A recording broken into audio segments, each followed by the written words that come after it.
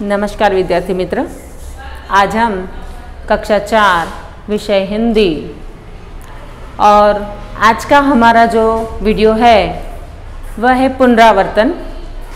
अब इस पुनरावर्तन में आपको परीक्षा लक्षी कुछ प्रश्न, कुछ रिक्त स्थानों की पूर्ति, कुछ ऐसे प्रश्न दिए गए हैं जो आपको परीक्षा में लिखने हैं, तो उस हिसाब से इस वीडियो में आपको तैयारी करनी है। तो देखते हैं, हमारा पहला प्रश्न जो है वह गुजराती वर्णों को हिंदी में लिखो। इसका मतलब यह है कि आपको कुछ गुजराती वर्ण दिए गए हैं जिसे हम कक्को कहते हैं, तो उसे आपको हिंदी में लिखना है। तो यहाँ पर पहला है क, तो गुजराती में क इस तरह लिखते हैं, तो हिंदी में उसे इस तरह लिखा जाता है। दूसरा है फ, तीसरा है म, उसके बाद है भ, उसके बाद है व, फिर है च, फिर है प, उसके बाद य, फिर ध, फिर स, फिर घ और लास्ट में है ज्ञ। तो बच्चों, यह थे कुछ गुजराती वर्ण जिसे हमने हिंदी में लिखे। उसके बाद का प्रश्न है कि कोष्ठक में उचित वर्ण को चुनना है। हमें कोष्ठक में दिए गए इन दो वर्णों में से एक वर्ण कोष्ठक में लिखना है और खाली जगह भरनी है। तो यहाँ पर है क डैश ल। हमारे यहाँ पर दो वर्ण है भ और म, तो इसमें क्या आएगा क म ल। दूसरा है च खाली जगह खा र और श, उसमें से क्या आएगा र, च र खा। उसके बाद है ढ खाली जगह ना, खाली जगह में है फ और क, तो ढ क ना। उसके बाद है त खाली जगह वार, तो हमारे यहाँ पर जो वर्ण दिए गए हैं वह है झ और ल, तो क्या आएगा त ल वा र। उसके बाद है ठठेरा, ठ खाली जगह रा, तो ठे और ढे, तो ठे में से और ढे में से क्या आएगा ठे, ठठेरा। उसके बाद है डम और खाली जगह, तो रू है और शू है, तो क्या आएगा रू, तो डम रू शब्द बनता है। उसके बाद जो है वो शब्द है म खाली जगह र, तो क्या आएगा खाली जगह में ट, तो इस खाली जगह में हम लिखेंगे ट, म ट र। उसके बाद है ल खाली जगह का, तो ल ड का, तो इस खाली जगह में हम लिखते हैं ड, तो इस खाली जगह में आएगा ड, तो ल ड का।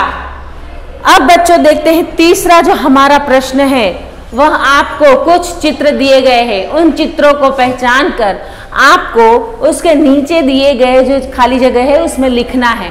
यहाँ पर मैंने चित्र नहीं लगाए, सिर्फ चित्रों के नाम लिखे हैं जिसे पहचानना है और उसके नाम लिखना है। तो पहला जो हमारा बॉक्स बना हुआ है उसमें आम का चित्र दिया गया है, तो वहां हम लिखेंगे आम। दूसरा जो है उसमें अंगूर का चित्र है, तो हम लिखेंगे अंगूर। तीसरे में दिया गया है कमल, चौथे में दिया गया है घर, पांचवें में दिया गया है डमरू। उसके बाद जो है वह चित्र है लड़की। तो यह जो सारे बॉक्स बनाए गए हैं, इन बॉक्स में जो चित्र दिए गए हैं उन चित्रों को देखकर, उन्हें पहचान कर, उन्हें सही हिसाब से आपको उसके नीचे लिखना है। उसके बाद का जो प्रश्न है चौथा, निम्नलिखित एक विषय पर 5-5 वाक्य लिखो, जैसे कि गाय, दीपावली और कोयल। अब हम देखते हैं गाय। अब गाय ऐसा प्राणी है जिसे आप सभी जानते हैं, तो गाय के बारे में अगर आपको कोई कहे कि 5 वाक्य हमें लिखना है, तो आप क्या करेंगे? तो बच्चों, मैं यहाँ पर बोलती हूँ, आपको आपकी नोटबुक में लिखना है कि गाय एक पालतू पशु है, गाय चराने के लिए ग्वाला जाता है, गाय के 4 पैर, 1 पूंछ, 2 कान, 2 सींग होते हैं, गाय एक दुधारू पशु है, गाय के बच्चे को बछड़ा भी कहते हैं, गाय को हम माता के स्वरूप में पूजते हैं। तो यह थे गाय के विषय में कुछ ऐसे वाक्य जो आप आसानी से अपनी नोटबुक में अपने हिसाब से लिख सकते हैं। हमारा दूसरा विषय है दीपावली। दीपावली यानी आप सबका प्रिय त्योहार। तो दीपावली यह त्योहार बच्चों का बहुत ही प्रिय त्योहार है। दीपावली हर साल अश्विन मास में आती है। दिवाली में बच्चे पटाखे फोड़ते हैं। दिवाली में हम नए कपड़े पहनते हैं। दिवाली में घर की साफ सफाई की जाती है।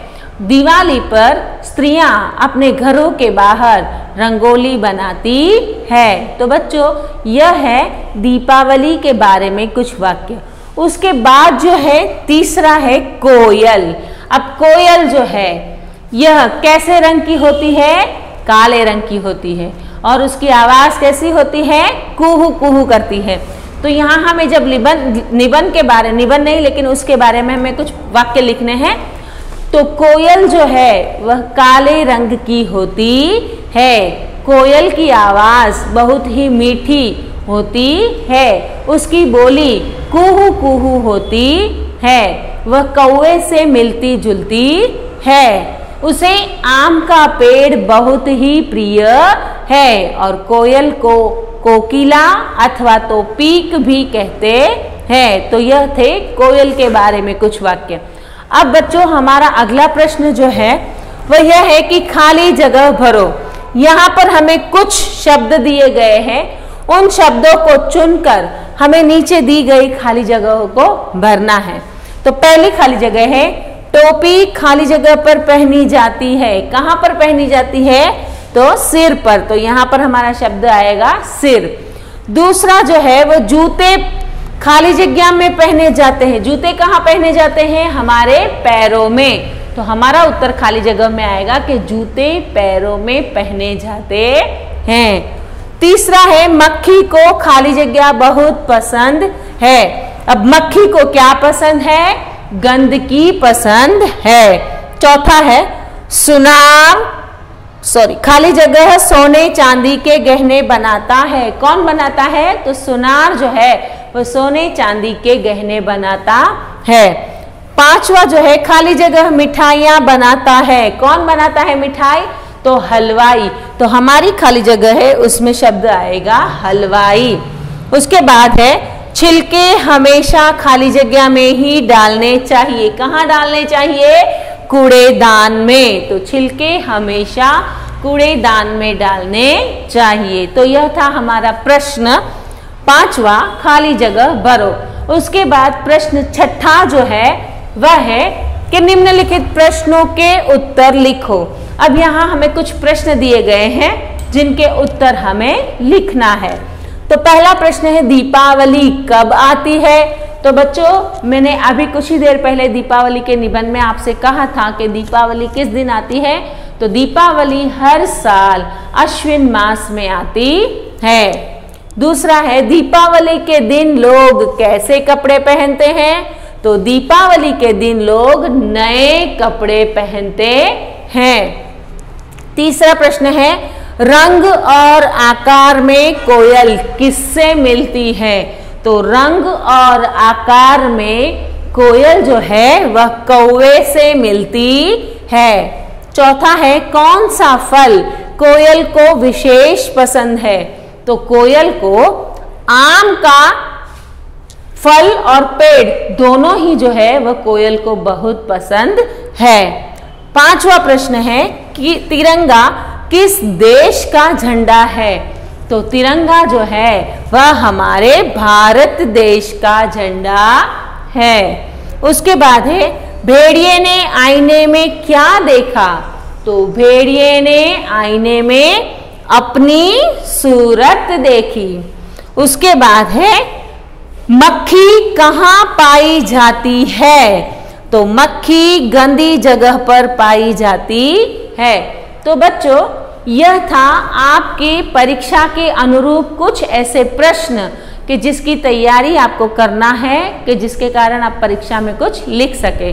तो यह था हमारा परीक्षा का परिरूप यानी कि ढांचा जिसे कहते हैं। तो इसके हिसाब से आपको तैयारी करना है और यह जो पुनरावर्तन लिखाया गया है यह आपके हिंदी की नोटबुक में आपको लिखना है। अस्तु।